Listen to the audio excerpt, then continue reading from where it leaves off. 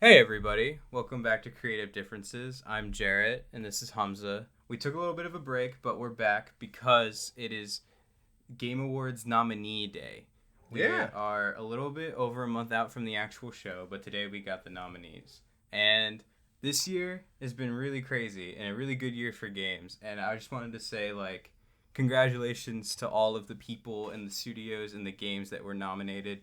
They all worked really hard this year, especially, with the pandemic and everything. It hasn't been easy for anybody, especially people who make games. So, the fact that we're even getting a Game Awards this year is, really special, Absolutely. So credit to all of those people that got nominated and to Jeff Keighley and his team for being able to make this happen. Yeah, the organization has been great, and it's really showed how games can really get through some tough times. But yeah, no, it's glad to be back. Cheers to you, Jarrett. Cheers, bud. But yeah, so today we've got some Game Award nominations announced, and we're gonna go through the list. Oh yeah, before we do that though, we just wanted to say that there are some categories that we are not going to cover because we don't have the information to make that. So if you were here for all the esports discourse, that's not happening. And No. there are games in some categories like fighting and sports and simulation we're just not going to cover because we haven't played any of those games and usually don't. Yeah, not the most expertise on those games, but yeah, we'll be starting to talk through just the nominations. Mm-hmm. And we're going to try to speak to the games that we have played. I don't want to trash a game that's been nominated that I don't know anything about. Yeah, absolutely. I feel like most of the games, at least towards the big categories, we've played most of them. Yeah, this year, definitely. I feel like I've played a lot of the games that have been nominated, and I don't know if that's just because I've been playing more games because of quarantine or the fact that there's not that many games coming out to begin with. Yeah, there wasn't a whole lot of AAA games, and yeah, the library of that was pretty short. Nothing that I missed. Yeah. We also, Jarrett was kind enough to create a little Excel spreadsheet for us on predictions of what games will win what. Yeah. And then that way, after the actual show on December 10th, we'll do an episode after the awards to go over what won, what we thought about it. And talk about anything that got announced, because that's my favorite part of the Game Awards is all the stuff that we're gonna see. All the world premieres. Yeah. It's been great to see. We'll see who won what. Yeah. Yeah, no, it's always a good time. It's a great point of the year. It's easily the best award show. Yeah, I feel bad that these people can't, come out and get their award, though, in front of everybody, unless they're gonna, satellite Zoom patch the winner into the live stream to, do a speech. But then they would know exactly. They would know that they won before, which I'm sure they do. I'm sure they figured this out, and we're just we don't know yet. I'm sure Jeff always announces stuff, going into it. And, special guests and things like that. Yeah. Hopefully we get more Muppets this year. That's always my favorite part is the Muppets. I want Chick Hydrobot back. Yeah. Bring him back, baby. No, if 2021 we can do it for real. Yeah. No, he has to be back. But yeah, well, let's jump right into it. We're going to start off our categories with Content Creator of the Year. Yeah. The nominees are Alana Pierce, Nick Merckx, Tim the Tatman, Jayan Lopez, and Valkyrie. I know the only person that I watch out of these 5 people is Alana's content, and I really like her content, and I know you do too. Yeah, I know who Tim and Valkyrie are, and I'm not really sure who the other 2 are. I think they're all streamers though. Yeah, they are. Tim, does Call of Duty stuff. I know he's a big streamer, and he kind of blew up with Fall Guys a little bit. Yeah. I remember back in the days of Destiny, he didn't play it a whole lot, but I remember he was one of the bigger streamers playing it. Ray has always been a person associated with offline TV, but they're also a big esports personality. They're with the group 100 Thieves, I believe, and yeah, they're a really cool personality. I feel like they've been doing a lot of Among Us. Among Us has kind of become the big streaming game. But yeah, really the only two people I watch from content creator are Alana and Valkyrie. Or Valkyrie. So who do you want to win? Or who do you think will win? I think Alana will win. Yeah, I'm kind of in the same boat. Yeah. I hope she wins because I think she deserves it.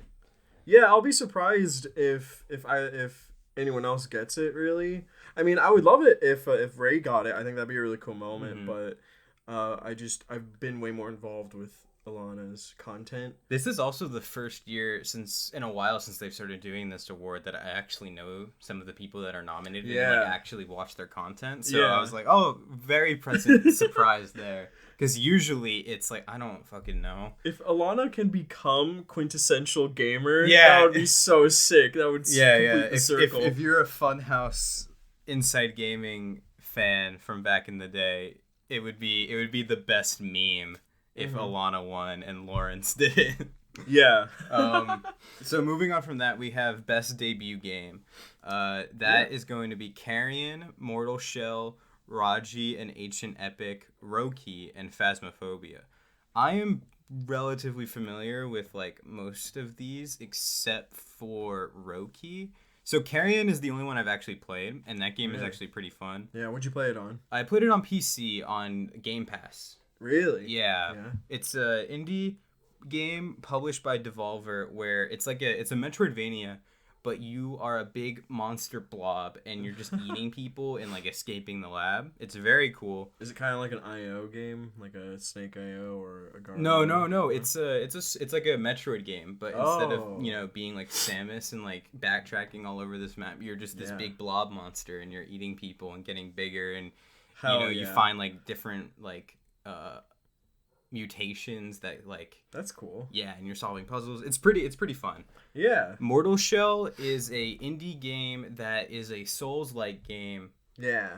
Got pretty popular. Yeah. It was like a $40 release, but it had ray tracing. Like it was a pretty big budget for an indie game, especially a first game from the studio. Yeah. I never played it, but I did hear good things about it, and it was an interesting take on the Souls like franchise because instead of building a character, you had these different kind of archetypes that you could pick from. Oh. And you like embodied that like suit of armor. Yeah. Yeah. That's cool. Yeah, it was pretty interesting. A very like, because like when you see all these like Souls game kind of like or games that like kind of mimic that style, it's hard to find ones that actually innovate on it. So Mortal Shell being here, I think it definitely deserves a spot. Yeah, absolutely. Raji and Ancient Epic is that game from a studio in India that focuses on like Hindu mythology. Yeah. It was at like a Nintendo Direct sometime earlier this year, and that's where I saw it, and I was like, "This is very cool." That. What kind of game is it? It's like it's like a action adventure platformer. Oh, that's cool. Like 2.5D kind of style. Yeah. I'm not really sure what Roki is. No, I haven't heard of it. I'm very sorry, I'm not familiar with it. Yeah, good for them that they got their first game into the Game Awards. No. That must mean it's pretty good. I'll have to check it out, especially if it wins. And then we have Phasmophobia, which is also another new like Twitch game. Absolutely. That I've not played, but it's in early access. You're just hunting ghosts with like a group of people. Yeah. Relatively interesting. Like you can use your microphone to like talk to it and like very interactive. Other things like that. Yeah. It looks really bad though, like graphically, because it's in early access. Like I've seen a couple videos and I'm like, why are so many people playing this game? But like I get it, I guess. It looks a couple years old. Yeah, it's definitely like it's got that Unity game vibe. Yeah, absolutely. But like good for them that they've got this game out of nowhere and it's super popular. Of course, congratulations to all these developers getting best debut, and good luck to all of them. Our next category. Oh wait, before we do that, should we pick who we think might win? For best debut? Yeah. Yeah, do you have a category for that? Yeah, I do. I see. I think for me, just because it's the only one I've played. Yeah. Carrion, but I'm also thinking Mortal Shell. Yeah, I think Mortal Shell. Okay. I'll put that as my prediction because it's mainly the one I've heard the most. compared to Carry On or Raji or Roki, because these games seem a bit smaller and I just haven't played them. Mm-hmm. But yeah, I'll predict Mortal Shell. Are you predicting Carry On? Yeah. Yeah. Moving on from that, we have Best Multiplayer. Do you want to list the nominees for that? Yeah, we've got Animal Crossing New Horizons, Among Us, Call of Duty Warzone, Fall Guys, Ultimate Knockout, and Valorant. This is a tricky one because there are many. All these games prove accessibility in multiplayer, especially with Warzone and Fall Guys and Valorant. Valorant and Warzone being and Among Us being these free accessible games, whereas Animal Crossing was a fun multiplayer game, but I don't think it'll win. I think Fall Guys or Among Us will win. Okay. I have a lot to say about this nominee or this category because I think it's very interesting that I think every game on this list, except maybe Valorant, was very viral this year. You know what I mean? Early February, Warzone blew up.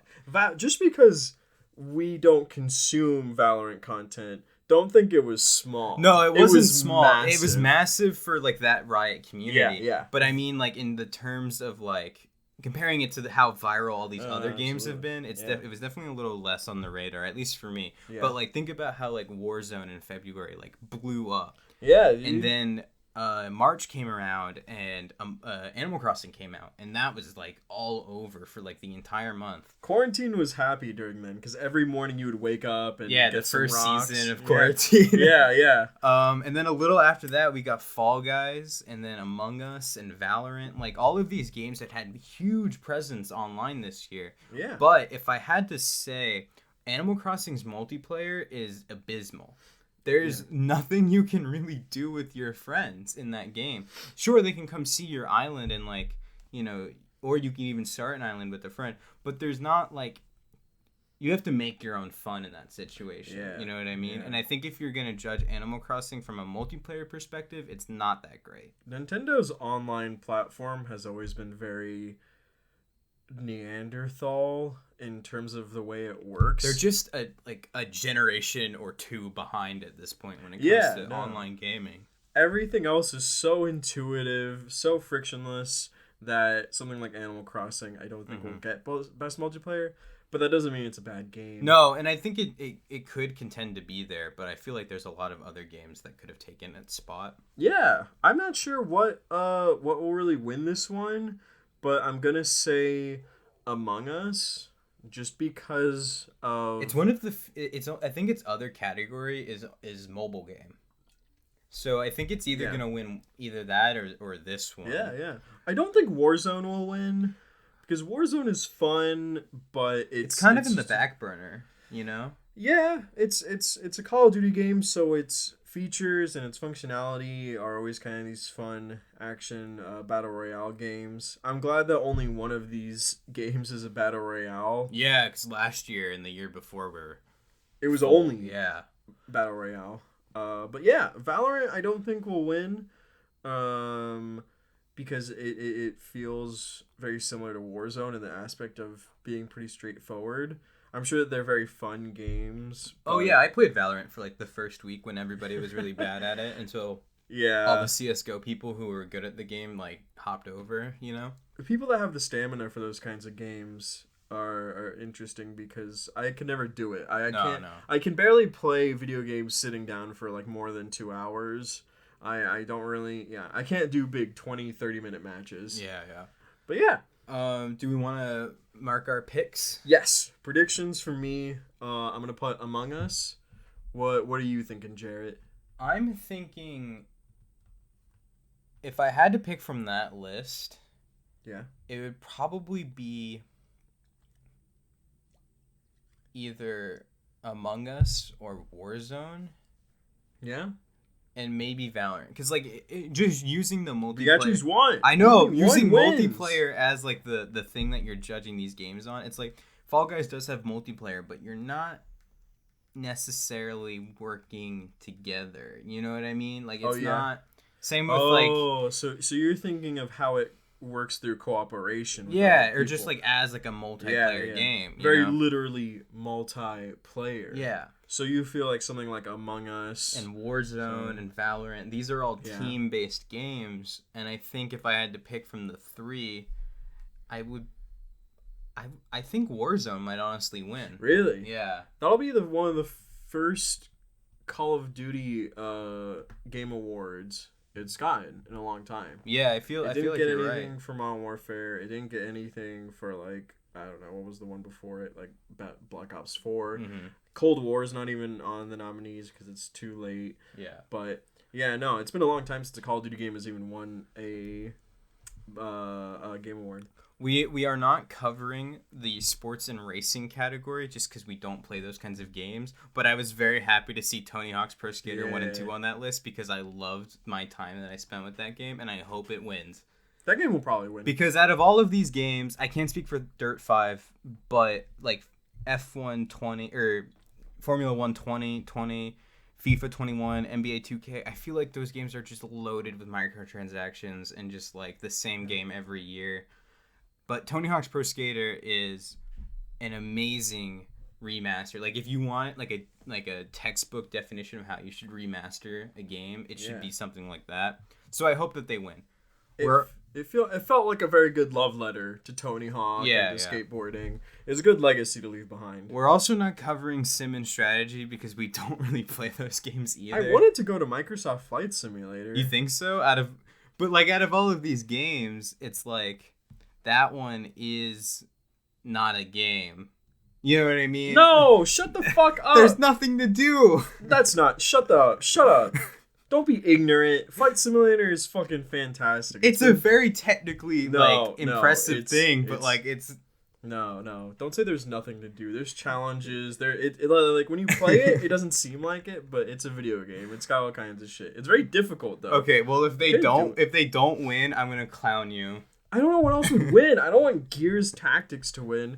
People in the XCOM community really like Chimera Squad, but I don't play strategy games. I'm not a dad. We are covering Best Family Game, however. Yeah, Best Family has the nominees: Animal Crossing, New Horizons, Crash Bandicoot 4, It's About Time, Fall Guys, Ultimate Knockout, Mario Kart Live, Home Circuit, Minecraft Dungeons, Paper Mario, The Origami King. This is like the first year in maybe 2 or 3 Game Awards that this category hasn't been all Nintendo games. Yeah, there are only 3. It's half. A majority, but like it's only half this time though. Yeah.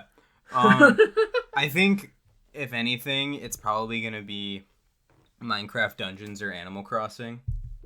Really? Just from how widespread the brand of Minecraft is. Oh, it's going to Animal Crossing. And then, and as well as the Animal Crossing, like, you know, I think I'm voting Animal Crossing.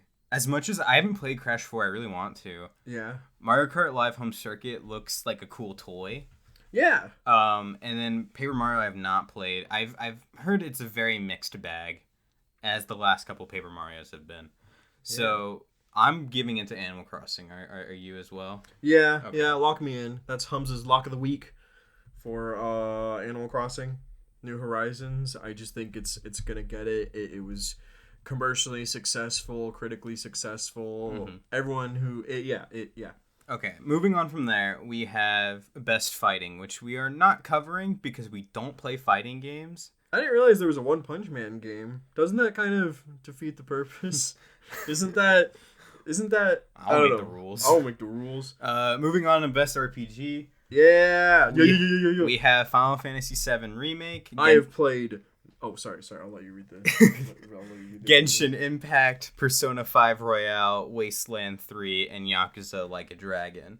I have only played I've only played the original Persona 5. I've been meaning to get to Royale, but I've only played Final Fantasy VII Remake off of this list. But I feel like I know enough about a majority of these games that I can speak to the fact that while Final Fantasy VII Remake is a very good RPG and its systems are very fun, I don't think it's going to win this category. It might win some of the other ones it's nominated for, but I don't know about this one. Forget everything else about Final Fantasy VII Remake except for for the role-playing aspect.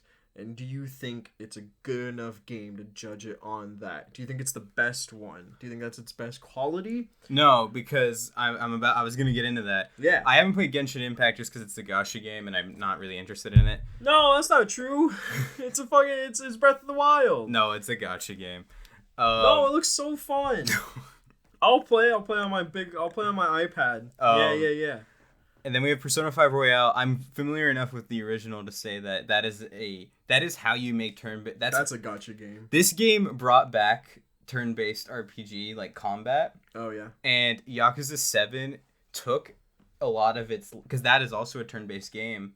It took a lot of the good things from Persona 5 in its combat. I've yet to play Yakuza 7, but I really want to, and I'm probably going to pick it up over winter break when I have more time. But I think it's either going to Yakuza or Persona. But if I had to pick out of these nominations, it would be Yakuza. Wasteland 3 is also a pretty good contender because this is Yakuza Like a Dragon. Yes. What is that? Is that a prequel? That's Yakuza 7. Yakuza 7? So 0 through 6 is its own, it's a complete story. 7 is a brand new story that is just set in the Yakuza world. Yeah. Okay. New characters, new universe. So it's kind of like the soft reboot of Yakuza. Mm-hmm. Do you feel like it seemed pretty cool, seemed pretty like it didn't look super different just because all Yakuza games kind of have that distinct style. Yeah. But it definitely garnered my attention. Its biggest difference is its combat system. Yeah. But I'm gonna put down Yakuza. Like Wasteland 3 is a legit role playing game. It's made by the teams that worked on the original Fallout games. Yeah. And it's in that style. So yeah. I think it deserves to be there because it's like the only game like that that's come out this year. Yeah, absolutely. But I'm picking Yakuza. Yeah. So Yakuza Like a Dragon for Jarrett. For me, for Humza, best role-playing game, lock of the week is Genshin Impact. Okay. I mean, it got very popular. It did. I understand why it's in this category. Yeah, absolutely. Moving on to action-adventure game, we have Assassin's Creed Valhalla, Ghost of Tsushima, Marvel's Spider-Man Miles Morales, Ori and the Will of the Wisps, Star Wars Jedi Fallen Order, and The Last of Us Part 2. Oh boy. This is like a pretty big list of games, and I've played a majority of them except for Valhalla, Miles Morales, and no, that's it. And Ori. No, I've played a little bit of Ori. I haven't finished it, but I've played it. Oh, so you've played the new one? Yeah, it's on Game Pass. Oh, that's cool. So we know Fallen Order is not winning, and we know Valhalla is probably not winning. No. My big things are Ghost of Tsushima and The Last of Us. I don't know if I would consider it an action-adventure game. Like, it has those elements in it for sure, but it's not the first thing I think of. What would you consider Ghost of Tsushima? I would definitely see it as an action-adventure RPG, you know? You just said it's... No, I said Last of Us. Oh, Last of Us. Yeah. Sorry. Last of Us 2. Yeah, what do you see Last of Us 2 as? I don't know. I do see Last of Us as more of like an action game. I don't know why there's action and then action-adventure. You go on an adventure. You do go on an adventure in that game, and it's a pretty fucking depressing one. I think, sadly, this will probably be Ghost of Tsushima's only win. Yeah. I think I would put Ghost as well. Yeah, I enjoyed it a lot. The world was so fun to explore. The gameplay was so interesting. Story wasn't great, but that's just the case with these big open world action stories. That's usually what you suffer in when it comes to this genre. Yeah. I'll be surprised if Ori wins. I think that'll be a really cool thing for Moon Studios and Xbox, but yeah, I don't think Spider-Man will win. Yeah, I was surprised to see that it made it through. Yeah, I thought it came out too soon. Yeah, that's the same thing with Yakuza 7 because they came out in the same week. They came out last week, so I was like that might be too late. Yeah, interesting. But a pleasant surprise. I don't know. I can't speak to it because I haven't played it yet. I will be pissed if Jedi Fallen Order wins. Oh yeah, absolutely. I'll be angry. I don't want to see that. Yeah. I'm gonna be real mad at Mr. Keeley. Mr. Kelly. But yeah, I'm giving it to Ghost of Tsushima. Yeah, Ghost of Tsushima probably winning that bad boy.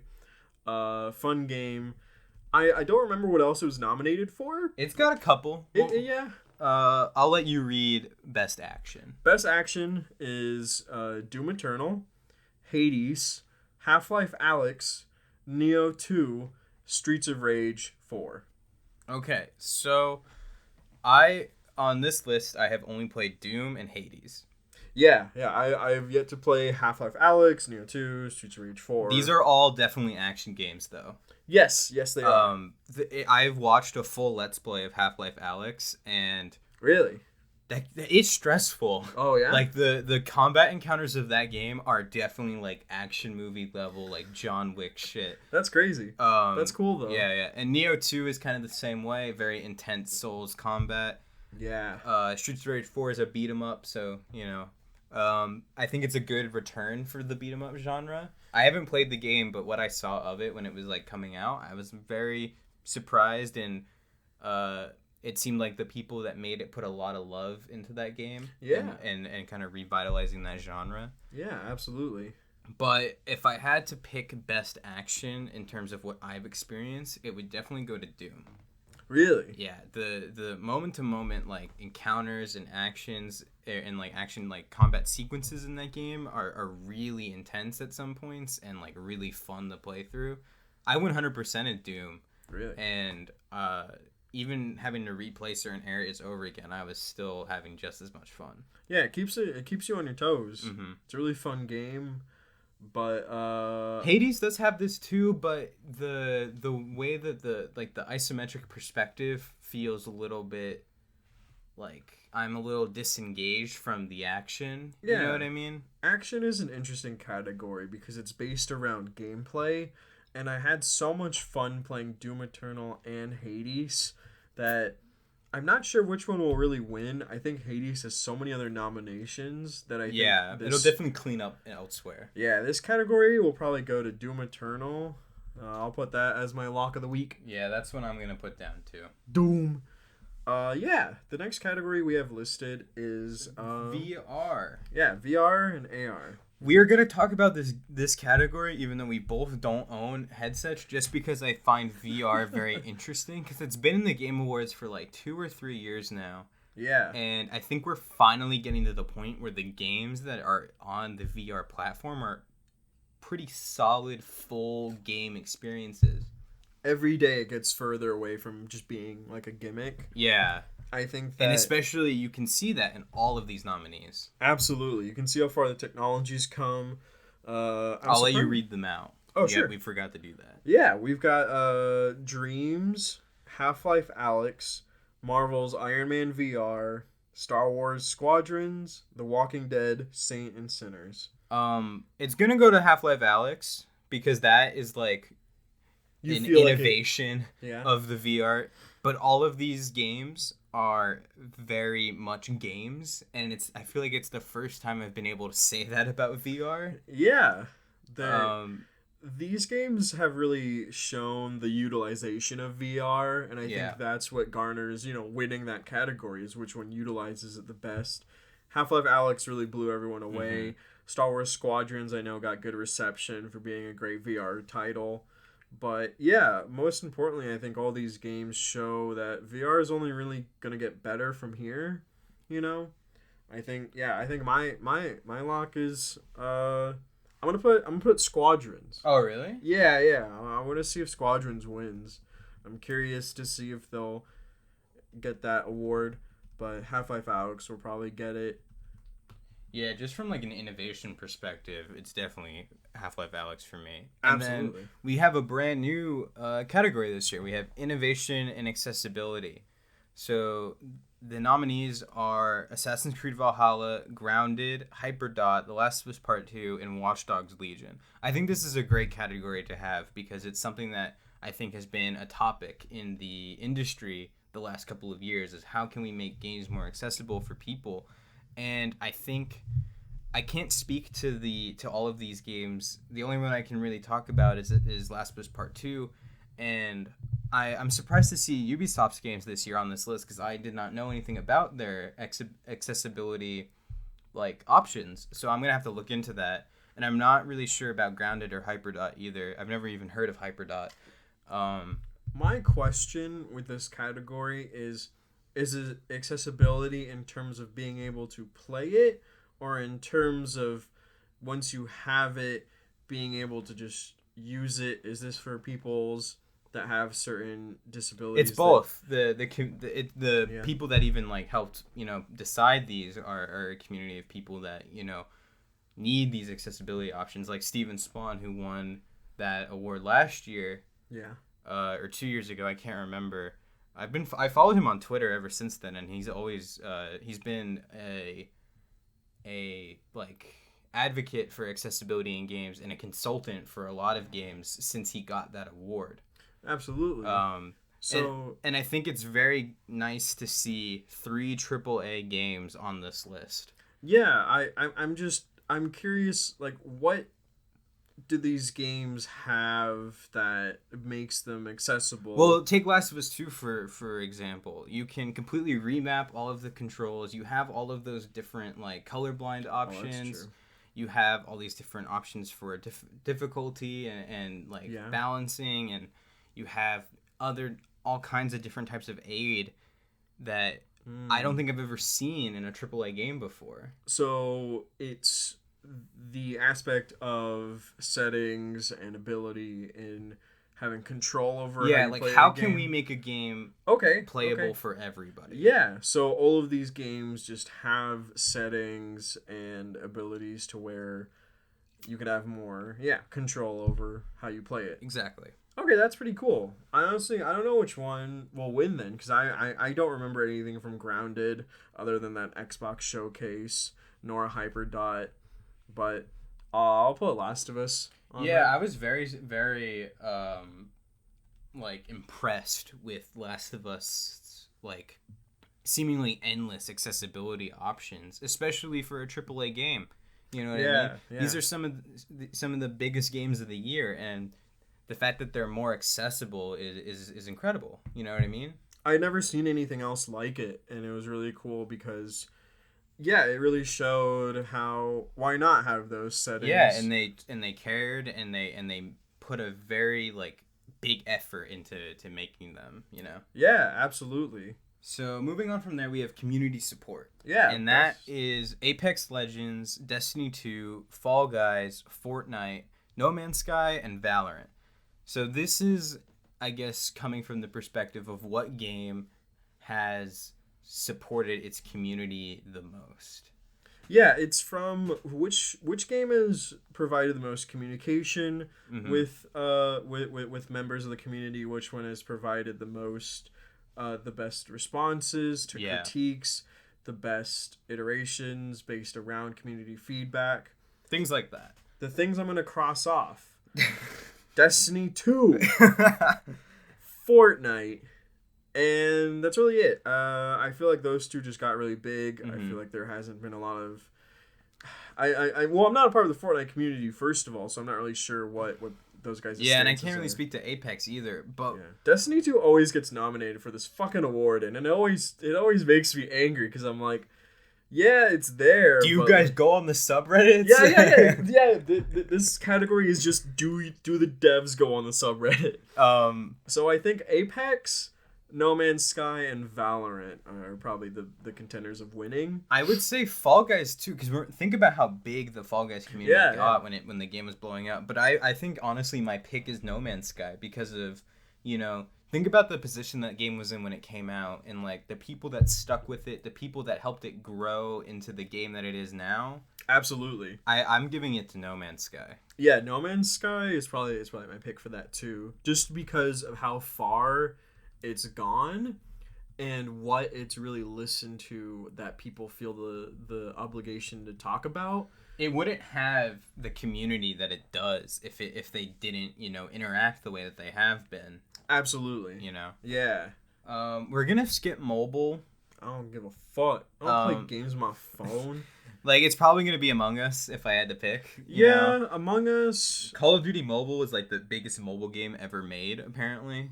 Yeah, that one was huge in China for a while. And I guess Genshin Impact is pretty big, but like Pokemon and like Runeterra, like I don't know. Oh, Runeterra is that the Hearthstone League of Legends? Yes. Okay, I wasn't sure if that was just mobile League of Legends or not. Those games are always big with the League of Legends fan base, but yeah, best indie is our next category. Yeah, what are the nominees for best indie? The nominees are Carry On, Fall Guys, Hades, Spelunky 2, Spiritfarer.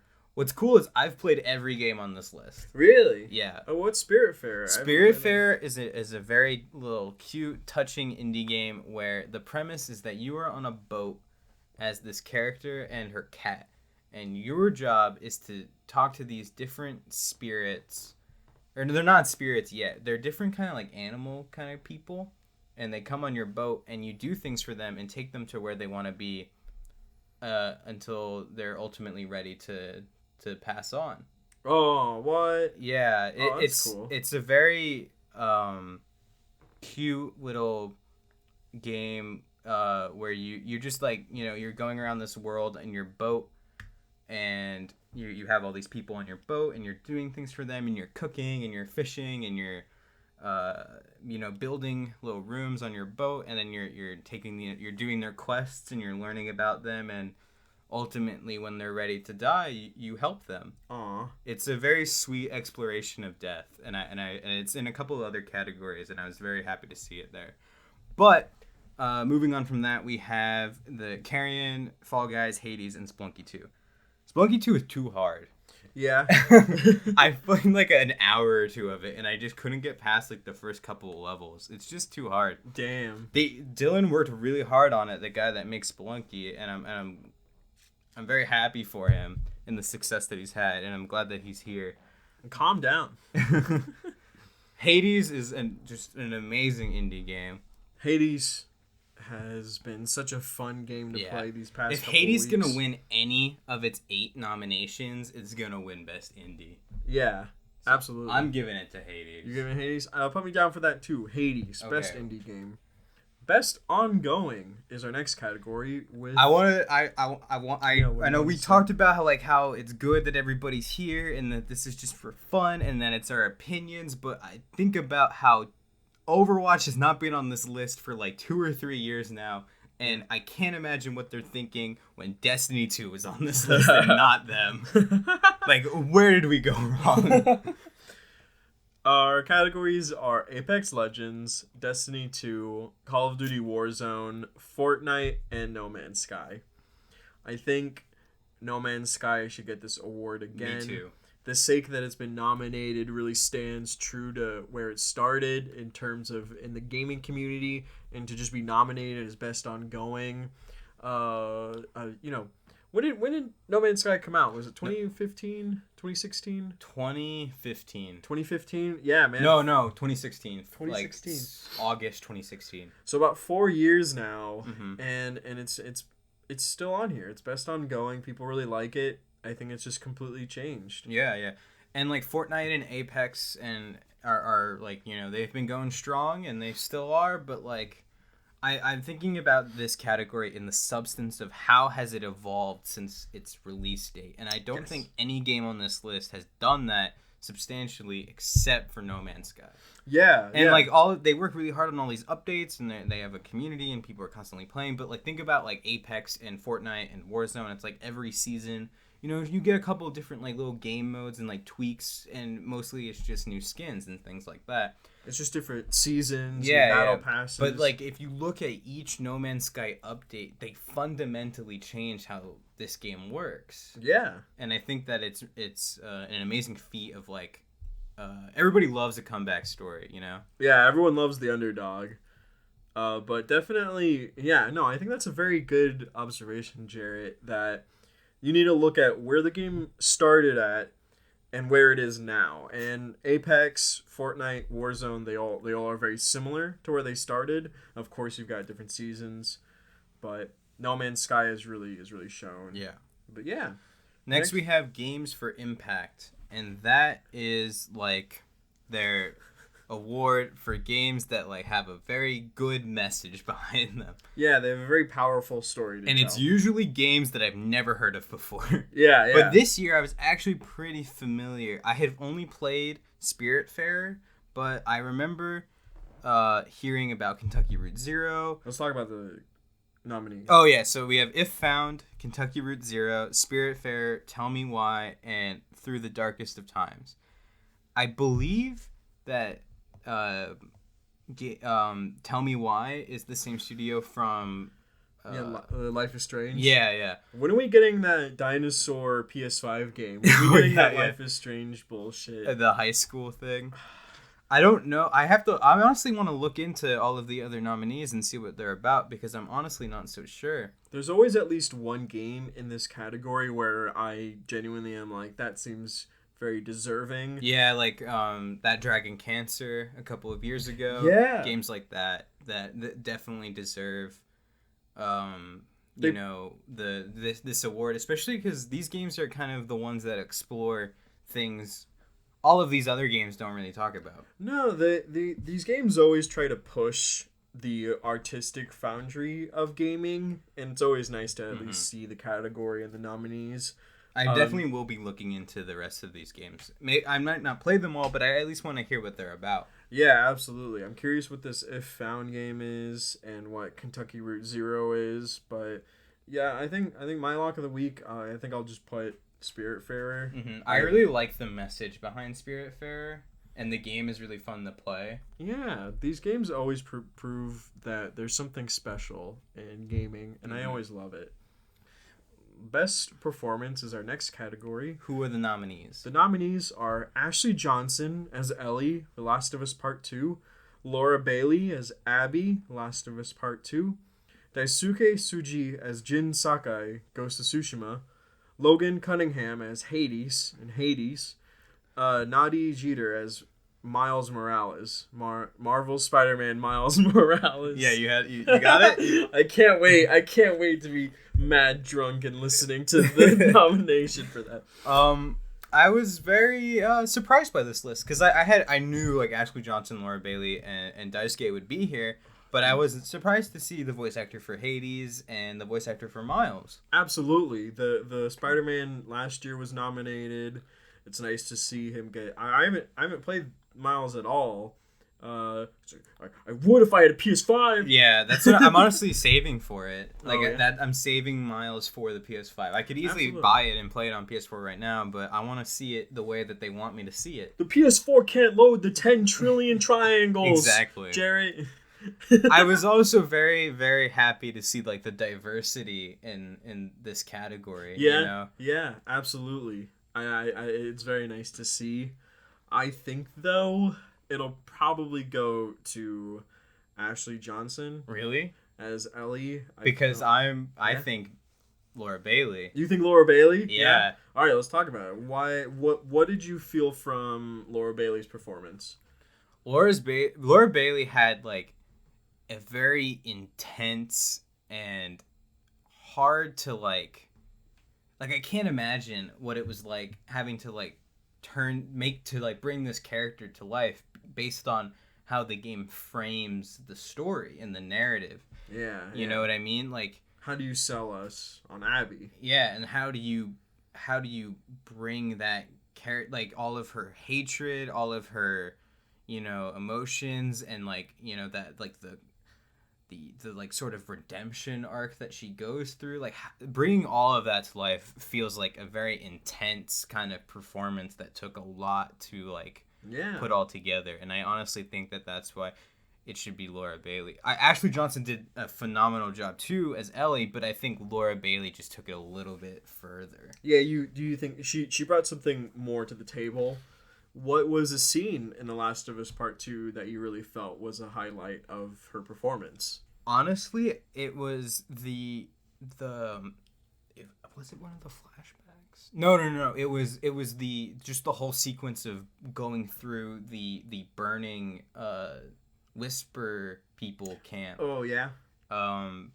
Just from the gameplay to like the cutscenes throughout, and just like, wow. Yeah, you really felt you got a sense of how strong Abby's stamina and strength really was. It's just that whole sequence of like her betraying all of her people to running through this burning settlement to the like the boss fight with that big guy at the end, and then escaping, only to just barely catch her breath before going to confront Ellie at the theater, or you know, coming back to the aquarium and seeing what happened, and just that's such like a roller coaster. It's probably my favorite part of the whole game. Yeah, no, that was a really cool story beat. That was probably the climax of Abby's story when we're at the most danger, when we're at the most cinematic moment of the story. Yeah. So I'm picking Laura Bailey, and you're going with Ashley Johnson. Yes. Okay. Ashley Johnson's performance as Ellie is really a testament to how good performances have gotten in gaming, and a studio like Naughty Dog has always been able to do the best. Exactly. A moment that I felt was the most powerful of her performance was in the end, talking with Joel, and to be able to hone in on your emotion, to be able to deliver that nuance and just simplicity. I felt very impressed with that. Of course, all the other nominees have done a fantastic job. Exactly. But I feel like what I saw in Ellie was so moving. So telling. And one last thing about the performance category is like, you know, it's kind of the same. It's just like acting, where like, you know, you can be an amazing actor and you can do a lot with that, but if you have amazing writing to back it up, it's like 2 times as good. You know what I mean? Absolutely. And I think Last of Us was like you could argue about the writing of The Last of Us, but at least that the dialogue and like you know, just how that all feeds to how these 2 actresses like took their performances. It's like incredible. Yeah, just because you don't like the plot doesn't mean that the story needs to falter at all, you know? Yeah. Moving on. Yeah, best audio design. We have Doom Eternal, Half-Life Alyx, Ghost of Tsushima, Resident Evil 3, and Last of Us Part 2. This is hard for me because I'm pretty familiar with all of these games in terms of, I've not played Alyx, but like I watched a Let's Play. So like that qualifies me as a gamer.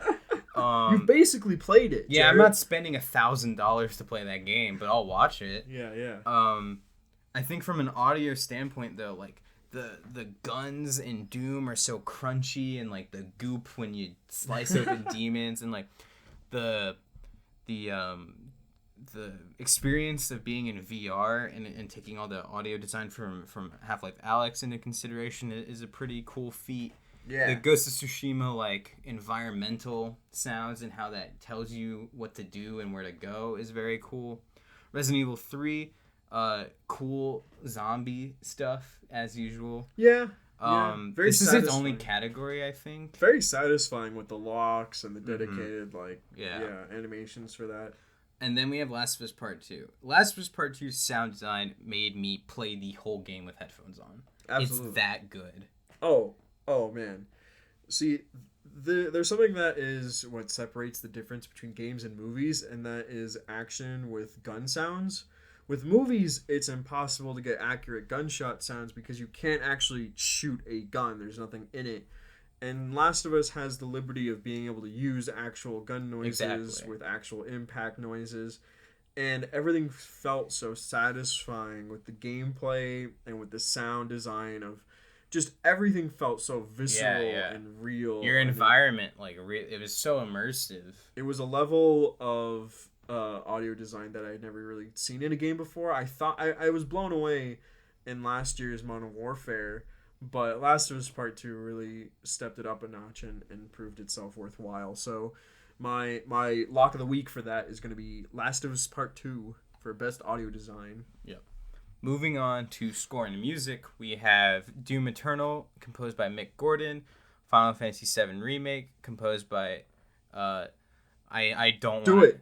Uematsu. Yeah, I only know Uematsu. I'm not Tamauzu Mitsuo Suzuki. And I think I'm really familiar with Uematsu because he's been doing Square Enix music for over a decade. Oh, that's cool. especially Final Fantasy music. Yeah. I think the other two have also been working in Final Fantasy for a while, and maybe even Kingdom Hearts. I'm not entirely sure. Moving on from that, we have Hades, which was composed by Darren Korb. He's composed every single Supergiant game since they've started making games. We have Ori and the Will of the Wisps, composed by Gareth Coker, and The Last of Us Part 2, composed by Gustavo Santaolalla and Mac Quayle. Mac, we love you. This is an interesting one because Doom Eternal had a bit of... Because with all these games, I've only really listened to just the score for Last of Us. Mm-hmm. I haven't listened to any of the other ones. I've only really played Doom Eternal and Hades. I feel like I want to give it to Doom Eternal, but Final Fantasy VII Remake had to have been composed and orchestrated, and Sony always does great with their music, and I think that might be the one that wins it, just because of how complex and how many layers are really to it. And then let me carry off from that because I've played Final Fantasy VII Remake. The way that they took all of these incredibly like famous Final Fantasy tracks, nostalgic for a whole generation of gamers. I hate that I just said that. Gross. But like these songs mean a lot to a lot of people. Yeah. And the love and care that they got in this remake is incredible. Yeah, and absolutely. So I think Final Fantasy VII Remake is my pick. All right, both of us locks of the week for Final Fantasy VII Remake. Best art direction is our next category with the nominees: Final Fantasy VII Remake, Ghost of Tsushima, Hades, Ori and the Will of the Wisps, Last of Us Part 2. This is an interesting one. This is really hard for me. They all prove something that should be shown on the table of gaming. They're all so different too. They're all so fucking beautiful in their own right. You know what I mean? Absolutely, man. It's hard to compare Last of Us with something like Hades. And I've played all of these games, so it's like, oh, how do I pick? Like I've been the art direction is like one of the things that I enjoy most about all of these games. Yeah, no, if I could give an award to each one of these nominees, I fucking would. I'm going to be very interested to see what actually wins. Yeah. But, I don't know. I've been thinking about this all day, and I really want to say that initially it was Hades that I felt was the most, like, directionally artistic. What's funny is you told me this morning after the announcements of the nominees that like you want a Hades sweep. Yeah. Looking at our list so far, we've both picked Hades once. Oh, god damn it. Yeah, no, it's still Hades. For you? Yeah, for best art direction. Okay, so that for me it's really hard because pick one. I loved the art direction and the environment design, like the way that the environment looks in Final Fantasy VII Remake and Ghost of Tsushima. Yeah, I love the stylization of Hades and the color palettes and the drawings, dude. Drawings of fucking gods and shit. It's so good. Ori has like some amazing set pieces. It's so beautiful. Environmental storytelling is the name of the game. And Last of Us 2 for its realism. Yeah, Last of Us 2 really pushed, goddamn, the technology of the PS4. But if I had to pick just from, like, what I loved in terms of, like, art direction, it's probably Final Fantasy VII for me. Really? Even though it's a remake, so it's technically not new. No, I'm joking. But, like, the backgrounds and the way that, like, they took these old-ass PS1 locations and turned them into something beautiful and new, it's like... That one really spoke to me. You feel like it was really creatively realized. Midgar is like insane, and I can't wait to see what they do with the rest of that game. Yeah, hell yeah, man. Moving on, we have Best Narrative. We have 13 Sentinels, Aegis Rim, Final Fantasy VII Remake, Ghost of Tsushima, Hades, and Last of Us Part 2. The only game I can't speak to is 13 Sentinels. I've heard of it. I have no idea what it's about. I don't either. I don't even recognize it. Let me go to the Game Awards page because I feel like, I don't even, what the fuck is that? I couldn't tell you. Best Narrative, Ghost of Tsushima, Suck My Dick. Dude, we both said how much we didn't like the narrative. Oh man, I don't know. I haven't finished Hades, so I really can't say. I also feel like it's probably not the one I think is the best narrative. It's probably the It's best got a game. really cool narrative. I'll give it that. Yeah, I'm not. It's just hard to like get because it's based on your progression and how you interact with certain characters. You know what I mean? Yeah. And it being a like a sort of difficult like what is the word, roguelike game. It's hard to get all the story. Yeah, absolutely. But from what I've beaten Hades a total of 3 times, and from the story that I've gotten so far from that, I really like the story. Yeah. And I like the characters, and they're all written very well. Ghost of Tsushima, not so much. They're all kind of flat, and it's honestly its weakest link in terms of a game. Is its narrative is not that interesting. The only part of that story that I thought was really cool was like the struggle between Jin and his uncle, and Yeah. and like their like moral debate and just like the situation that they're both put in because of that. What about Final Fantasy? Final Fantasy VII Remake, its narrative is divisive. What about the plot ghosts? Oh god. What about the plot demons, Jarrett? What about them? They have to make sure the plot goes. I don't like it. I can't speak for 13 Sentinels, and as much as I've critiqued Last of Us 2 narrative, I was on board for that roller coaster, and it's a really fun roller coaster to go on. Yeah. I've never encountered a game where it's like, hey, how about you be the bad guy for 15 hours? Deal with it. The balls to do that is like crazy, and I think it's a very experimental and very fun way to write a game, you know? Absolutely. A lot of people do not agree with me on that, but that's just my opinion. Absolutely. Lock of Week is Last of Us 2. I know the gamers aren't going to be happy about that one, but Yeah, if you're still angry tweeting about The Last of Us, please get help. please get help. Go see a doctor.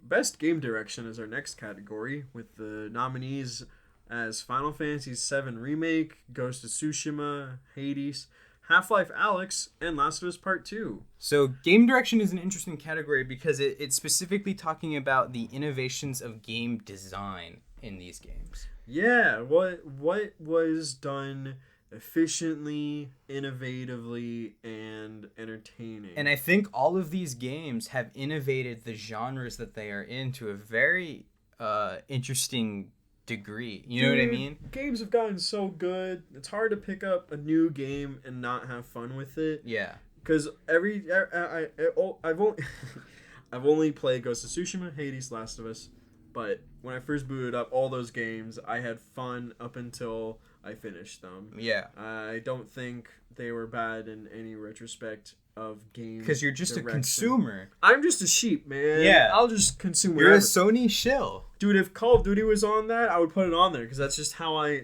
perceive things. If best game direction goes to Halo 4. I'll pick that for you. I'll write it down. No, I don't know which one will win this, but I want to say probably my lock of the week is going to be Hades. Hades? I had so much fun with that game, and when I first bought it, I was really worried I wasn't going to like it because of how intimidated I was with the mechanics and with the beginning. It was too hard for little baby, It was man. too hard. Humza. I felt like there was a lot going on. I felt overwhelmed, but once I started playing it and getting the hang of it, I had so much fun. I'm still playing it. Hades does a very good job at innovating not only roguelikes, but it adds in like a dating sim element. It adds in, you know, a very fun narrative that you wouldn't really see in a roguelike. You know what I mean? Yeah. The one that I would say the weakest in terms of like innovation in game design on this list is Final Fantasy VII Remake. Just because it is a remake, and a lot of the things that are in this game we've kind of seen before in other Final Fantasy and RPG titles. Yeah, they didn't have to come up with a sequel to Final Fantasy VI.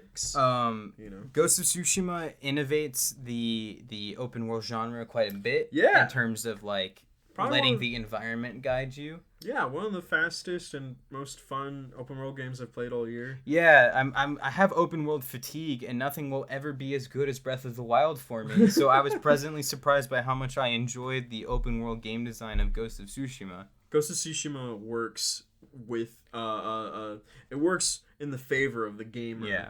It's really cool. Half-Life Alyx completely innovated how VR games should be. Yeah. And I honestly think that this will probably either go to Half-Life Alyx or Last of Us Part 2. Really? If I had to pick, it would probably be Hades. Really? Yeah. I honestly think that they might win this one just because of how much of a breath of fresh air this game was. Yeah. At the end of a year of incredible games, but just like, wow, I can't believe that they did it, you know? Of all the games that have been overwhelmed, or not overwhelmed, but just completely blown away by Hades really proved itself to me. I felt like it was so different. Yeah. And now we are on to our final category. Read the nominees for us, Jarrett. Game of the Year. We have Animal Crossing New Horizons, Doom Eternal, Final Fantasy VII Remake, Ghost of Tsushima, Hades, and The Last of Us Part 2. Ooh, boy. This might be the first year I have played every single game on this list. Really? Yeah. No, I feel like this will probably be the first and the last. Yeah. Because there's always at least one where you're like, that one's not fucking winning. Yeah. And that's Doom Eternal. Doom Eternal definitely deserves to be here, but I don't think it will win, and I don't think Animal Crossing will either. Compared to Animal Crossing? You don't think Animal Crossing will win? I think Animal Crossing was my surprise to be here. I thought Half-Life Alyx would be on this list. That was my prediction. Yeah, me too. I'm very surprised it wasn't, but I think because of how it cost $1,000 to play, that might have kept it off of this list. Yeah. From all the games I've played on this list, which is just not Final Fantasy VII, Animal Crossing is the one I had just minimal amounts of fun with. I'm not going to say the least amount, because I feel like that means that the game's not very fun. It was too repetitive. It wasn't really my type of grind. It wasn't really my type of... There was nothing to grind to either. Yeah, absolutely. It felt unfulfilling at a certain level. So, Animal Crossing isn't my lock of the week. I'll be very surprised if it wins. Me too. That'd be really cool. Yeah, I think Game of the Year is a game that needs to do well in gameplay, story, design, art, and just development. And I think Hades. Yeah? I think Hades really Hades fits. is your Game of the Year? I think Hades is my Game of the Year. I think it really pushed something differently. I don't think it had the best I don't think it had the best way of like showing a story. Like, I wasn't very invested in it. Would you say that Hades is the game that you had fun with most this year? Yeah, so far. I mean, I definitely enjoyed Ghost of Tsushima and Last of Us, but Hades has been one game where I enjoy, because the thing with Hades is that every time you die, you start all over. Yeah. And in the beginning, that sucks, but now I'm like, oh, hell yeah. Now I get to be good again. Yeah, the game does a very good job at, like, grabbing your attention and being like, one more run, just one more. Yeah. I got it. Like, it does a very good job at that. Yeah. And I think for me, I would have to agree that out of this list, Hades is probably the one that I had the most fun with. But this is a really hard one for me, because I really enjoy Final Fantasy VII Remake, but that's mostly nostalgia, I feel like. Really? Ghost of Tsushima was a very fun game to play. I 100%ed that game, as well as Doom. And I really enjoyed my time with that too. And yeah, I'm torn between Hades and The Last of Us. But if I had to pick the game that I had the most fun with overall this year, it would have to be Hades. Yeah, no, I agree. So our list has changed. We no longer have Hades just in one boat. No. It's really up until the last categories. But when I first saw this list, I really thought to myself, like, do I want Last of Us to win, or do I think it should win? And I think it was such a technical spectacle, but it's its own... My critiques of The Last of Us keep it from being Game of the Year for me. Yeah, absolutely. The more I think on it, the less I enjoy it. I still really like that game. It's just the issues that I have with it prevent me from wanting to say that it's Game of the Year. Absolutely. I feel like there was a certain point where I didn't know what to expect with these games. I had forgotten what came out this year, and this is honestly a pretty good, solid list. Hades is really a game that I don't know. It made me enjoy video games in a way that I hadn't done before. I feel like I played a lot of arcade games this year, and Hades is one that I feel like I've gotten the most fun out of. Yeah. I honestly think that Great game. for as crazy as this year was for this industry, it's been very good. We saw, a generation come to a close and a generation about to begin. Yeah, so And far we're still on set to get Cyberpunk. yeah. Like, could you imagine if we got tomorrow would be Cyberpunk Day? Oh, dude, that would be awesome. I'd be so happy. Yeah, if we had gotten it in April or August, but I think next year is gonna be even better than this year. Yeah, I'm so excited. This industry has not. I think next year will also be a very challenging, like in terms of delays, because I don't think that we've seen the last of like the COVID delay. You know what I mean? For very human and societal reasons, problems are still gonna arise. Yeah. But man, am I excited for next gen games and consoles. I'm so. And hopefully next year we will actually be playing next gen, because right now we currently aren't. No.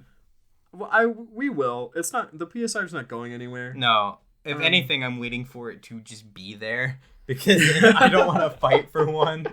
Yeah, part of me was like, yeah, I want to like order it at GameStop and have to go into a GameStop and like pick it up. Because you want to flex on the 8-year-olds. I want to flex on the 8-year-olds. Yeah. And I felt like that vibe would be cool, but I was also like, nah, wherever the fuck I can get it. I just hope that next year we can have, an in-person Game Awards and really celebrate.